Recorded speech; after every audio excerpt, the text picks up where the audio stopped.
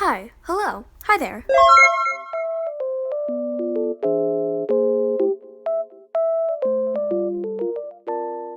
So, art block.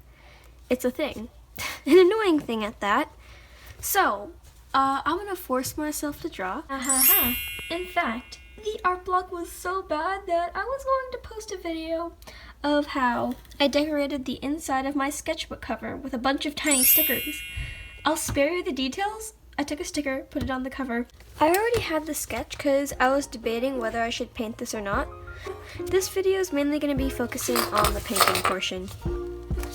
So, alright, time to get started painting. I will be using my 𝚙𝚒𝚒𝚗𝚡 jelly gouache paint. Okay, and I need to clean the palette.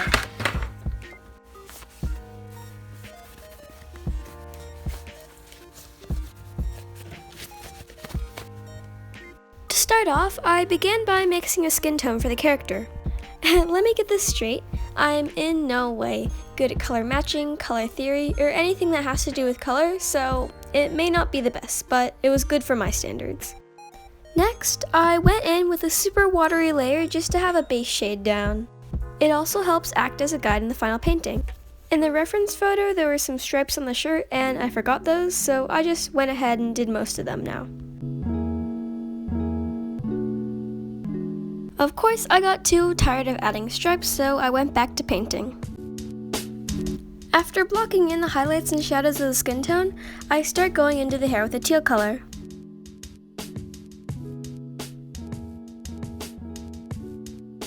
You know, I was actually kind of hesitant to post a video of me painting a portrait with gouache because I don't have it 100% figured out yet. But I mean, I guess I'm learning and there's no way to hide that. You know, the thing I said about not being good at color? That's 100% true because I took a bunch of colors just trying to match a lip color and ended up wasting a bunch of paint in the process. I think it's definitely pretty cool how you can thin out gouache to look like watercolor, and I actually prefer using thin out gouache over watercolor if that makes any sense. One thing I did was I'd take extra paint that I have and use it as a placement background color before putting on the final background color in the end. You know, I was so focused on the face and making everything look right that I kind of neglected the hand on the lower left corner and the Pepsi bottle, so sorry about that.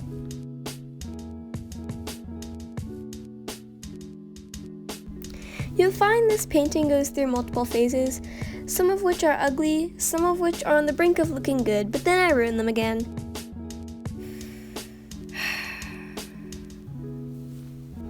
At this point, it looks like a mess, but regardless, I'm just going to take opaque gouache and start filling it a bit more. I do the thinnest watery layers first because if you put a watery layer over a thick layer, then it can reactivate it easier. And I do quite like the way the hair is now, I just accidentally end up ruining it in the end. Sometimes it kind of changes drastically in between clips because I find myself bored in class, so I take out my painting supplies. Since the reference photo had a stripy shirt, I didn't know if I was going to do the stripes in the final product, but I found it was probably best to include them.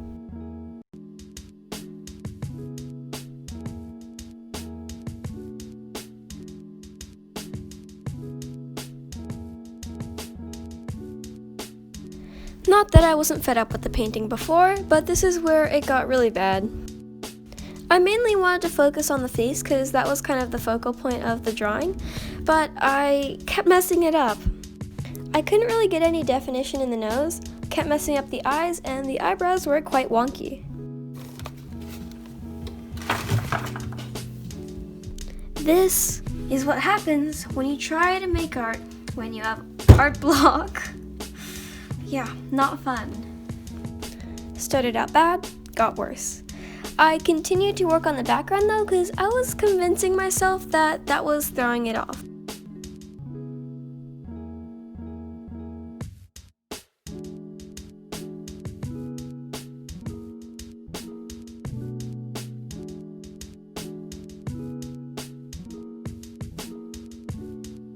Here is when I finally realized that the hand was so unfinished compared to the rest of the piece. While trying to save the hand, I realized that the colors I was using were all ruined in the process of me just randomly mixing colors, so the hand is not the same color as the rest.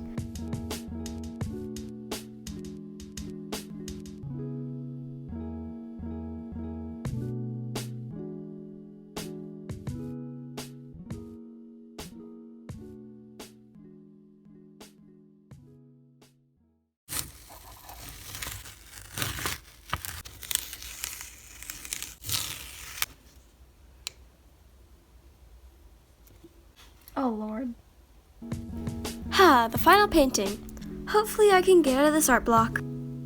Final thoughts on the painting? No comment.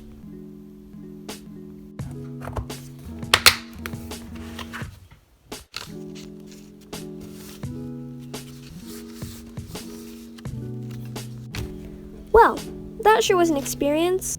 I hope this brought you some entertainment despite how difficult it was. Okay, well, I will see you in the next video. Bye!